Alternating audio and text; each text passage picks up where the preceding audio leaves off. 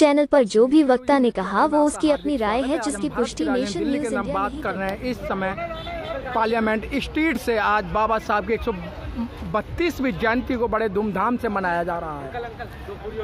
हमारे बीच में है अधिवक्ता हाई कोर्ट महेश कुमार जी, महेश चंद जी, कैसा लग रहा है आज बाबा साहब की 132वीं जयंती को बड़े धूमधाम से मनाया गया है? देखिए, ये एक हमारे लिए ऐसा विषय है जो हमने कभी किताबों में नहीं पढ़ा और शायद हमें पढ़ाया भी नहीं गया।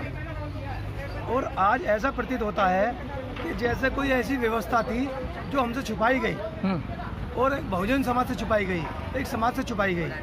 शायद ये सिस्टम किताबों में आता तो लोगों में जागरूकता फैलती। बाबा साहब की कुर्बानी, बाबा साहब की बलिदानी, बाबा साहब की एजुकेशन किस प्रकार ली, तो वो लोगों को प्रतीत होती, लोगों के सामने आती, लेकिन वो सब चीज़ आ नहीं पाई।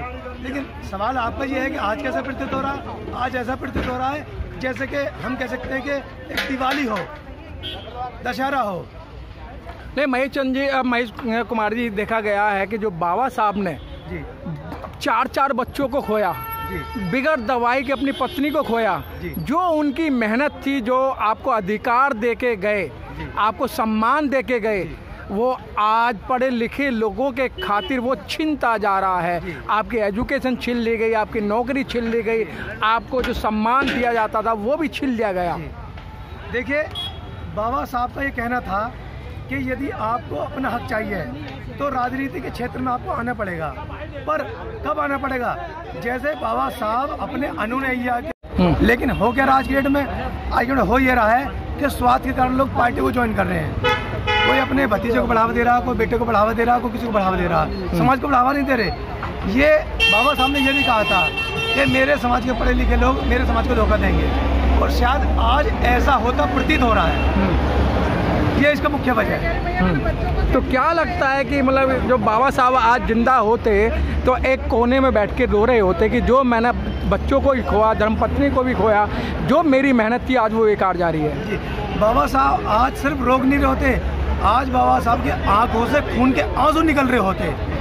क्योंकि आज अगर ये देखा जाए कि पार्लियामेंट के अंदर SC ST की कितनी लोकसभा सीटें हैं और राज्यसभा सीटें हैं, अगर उनका भी कैलकुलेशन कर लिया जाए तो आज कोई भी बिल ऐसा पास नहीं हो सकता जो इनकी मंजूरी इसमें हो या ना हो।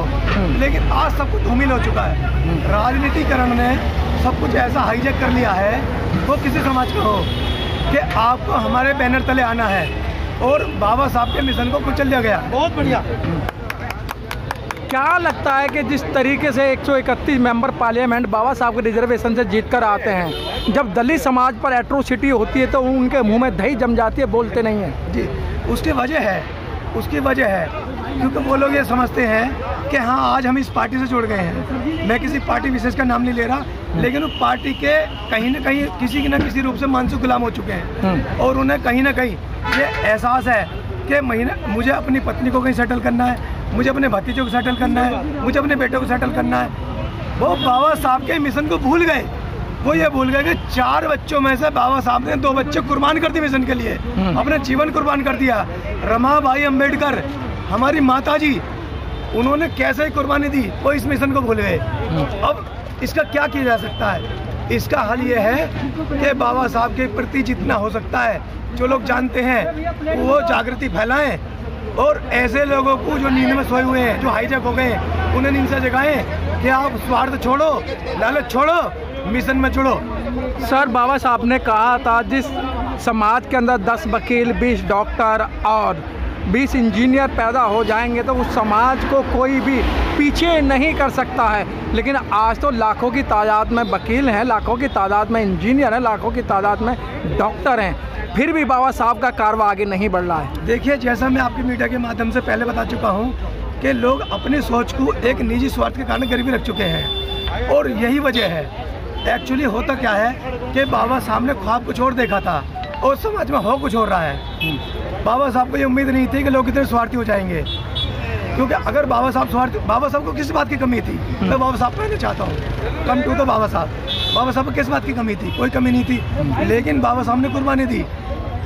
बाबा साहब के पद चिन्हों को समझने की जरूरत है। ये संदेश मैं उन लोगों को देना चाहता हूँ जो बाबा साहब के संदेशों को मान नहीं रहे और बाबा साहब के अनुयायी बन के दूसरी पार्टी में घुस गए हैं और जो ये चाहते हैं कि हम यहाँ से धन अर्जित कर लें या अपने भतीजेवाद को कामयाब कर दें, लेकिन उनसे सिर्फ उनका भला होगा, समाज का भला नहीं होगा।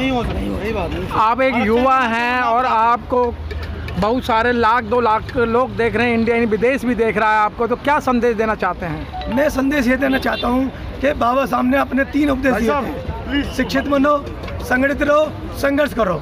और आज शायद बहुजन समाज इन तीनों जो नारे थे बाबा साहब के, शायद किसी एक को भी फॉलो नहीं कर रहा है। ये बहुत बड़ी ब्लेंडर मिस्टेक है और इसका खामियाजा बाबा साहब को मैं माफ़ी चाहता हूँ, बहुजन समाज को भुगतना पड़ेगा। बहुत बहुत धन्यवाद। साधुवाद।